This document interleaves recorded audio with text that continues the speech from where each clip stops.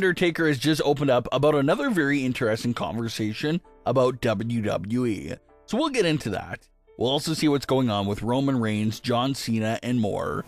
Starting things off with The Undertaker, because he recently spoke with WrestleStar, and he was asked about a current weak spot in WWE, and Taker pretty much nailed it. He had this to say about what their weakness is at the moment, and what he would like to see be changed. Quote, "The business itself is so incredibly strong right now.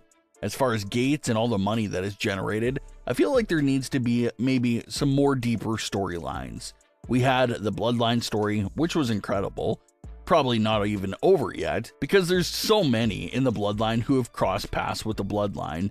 But that was such a rich story, and it worked so well.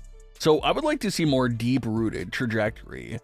I think more personal stories and vendettas and underhandedness. Yeah, I like my bad guys to be bad and my good guys to be good, right? You know, I need to feel my good guys in jeopardy and have them really overcome things. And I think we could do a little bit more of that. I think we'd be in a good spot." End quote. Everything The Undertaker said here is true. That's probably the biggest weak spot of current WWE under the Triple H regime.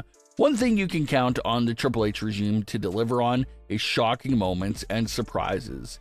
They'll give you tons of that, but what they won't give you is any deep-rooted follow-up to those shocking moments. And there's so many examples of these weak spots that The Undertaker is talking about here, so let's run through a few of them.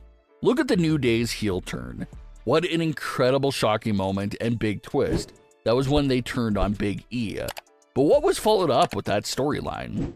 Absolutely nothing. Sure, they won the tag team titles, but they came out of that shocking moment and fizzled out into nothing. No new stories after that big moment. Look at Alexa Bliss's Royal Rumble return, another big shocking moment. Everyone's going crazy, and then it's followed up with nothing, and she's removed from TV for several months after that. Same sort of thing with the Wyatt 6 original debut, probably one of the most insane debuts WWE has seen in a long time. That was followed up once again with nothing of real substance. Of course, the most obvious one right now is John Cena's heel turn. The biggest shocking moment with John Cena forming some type of alliance with The Rock and Travis Scott. And even something as big as that moment had absolutely no follow-up to it. It feels like they really don't know what they're fully doing with a heel Cena and just winging it week to week. Some fans feel the same way about Tiffany Stratton's title reign. Huge shocking moment with her cash-in victory. Big story with Charlotte Flair, but nothing that important since then.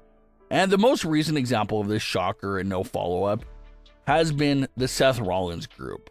This is something we spoke about several weeks ago, how the group still wasn't feeling believable as a family and how they were missing pieces there. Well, several weeks later, and not much has changed there either. Things are still the same. The group feels a bit shaky.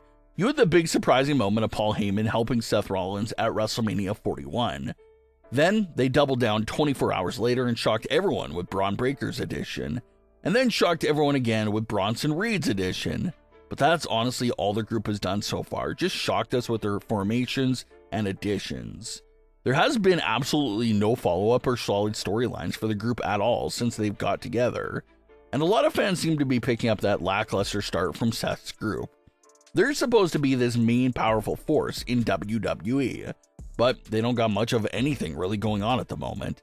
Their biggest story is that Seth is Mr. Money in the Bank, that's really it. Some fans have even criticized the addition of Reed and Breaker into the group, because those two men were well on their way of making a name for themselves on their own before the group started. But now that they've joined, it sort of feels like they de-ranked themselves down back to henchmen. And when The Undertaker says you need more deep-rooted storylines, he's absolutely right. You look at the entire main roster seen on Raw and SmackDown right now, and how many truly compelling storylines are there? John Cena and CM Punk picked up some steam after John Cena's pipe bomb, so that's okay. But what else really is there going on right now? You got some type of story with Alexa Bliss and Charlotte Flair. You have the entire Judgment Day story and drama, but some fans view that as a rinse and repeat story from 2024 storylines for the Judgment Day. So it's rough. It's definitely a weakness that The Undertaker stated that needs some work. One thing that is perfected by the Triple H regime is shocks and surprises. They can easily shock you out of your seat with these world-type unpredictable moments. But where they struggle at is really creating a decent follow-up and an actual story after the shock. So let's hope that the Undertaker's words are heard, because the product would be so amazing if these stories stayed strong and consistent the whole way through, instead of just a big surprising moment and then immediately flatlining after that. Roman Reigns has been missing ever since April 21st, officially now over 2 months, and fans want to know if we'll see a return from Roman anytime soon. Well, WrestleVotes is reporting that Roman's name has been coming up a lot internally lately, which usually means that a return to WWE television is imminent, and that there's some very strong chance that Roman Reigns will be on a card for Summerslam. Summerslam takes place this year in the first few days of August, meaning that if Roman's going to compete on the card, his return for that build-up has to happen sometime in July, which is just days away itself. So it looks like Roman returning here will be in the month of July is a locked-in thing for sure. We're getting to the point where he can literally pop up any week now as a surprise, or maybe they'll announce a week in advance because they have a tendency of doing that as well. The other big mystery is what will Roman do when he returns? The obvious pick is something related to Seth Rollins. Roman was screwed by Seth Rollins at WrestleMania 41 itself and screwed by him on the Raw after WrestleMania. So it seems like a no-brainer that Roman has to return for Seth. So could that be the SummerSlam match right there? Roman Reigns versus Seth Rollins. It's definitely a big enough match for the SummerSlam card. Plus, those two have not faced each other one-on-one since Royal Rumble 2022. And that match ended in no contest. So it's a fresh matchup, rich history. It's something that fans want to see. So hopefully that's what's on the table for Roman Reigns at SummerSlam. In other Roman Reigns related news, he was just casted for a role in the new Street Fighter movie. So once the filming begins for that, Roman's expected to miss some more time. Let's get into some more teasers from John Cena.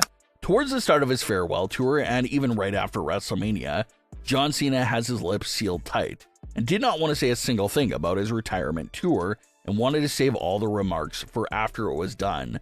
But in recent weeks, across some interviews, John Cena has been very lightly opening up about the tour and the plans. John Cena promised more surprises and how the audience will dictate the direction. But now John Cena is saying there's more big things to get into and how even past the midway point of the year, he still feels like they're just getting started. So definitely a big teaser there by Cena as far as what he could be referring to. There's some good guesses out there. Fans are wondering if John Cena could be referencing a return to being a babyface here in the closing months of his career. Not only a babyface turn, but like a lot of fans have pointed out, John Cena is not a Grand Slam champion. He still needs to win the Intercontinental title in order to become a Grand Slam champion. So could Cena end up losing the WWE title and end up coming after the Intercontinental title as the true last goal of his career? It's something that's talked about by the fans for sure. But what are your thoughts on today's stories? Leave your comments below. Don't forget to subscribe with all notifications on and leave a like if you enjoyed. Thanks for watching, guys.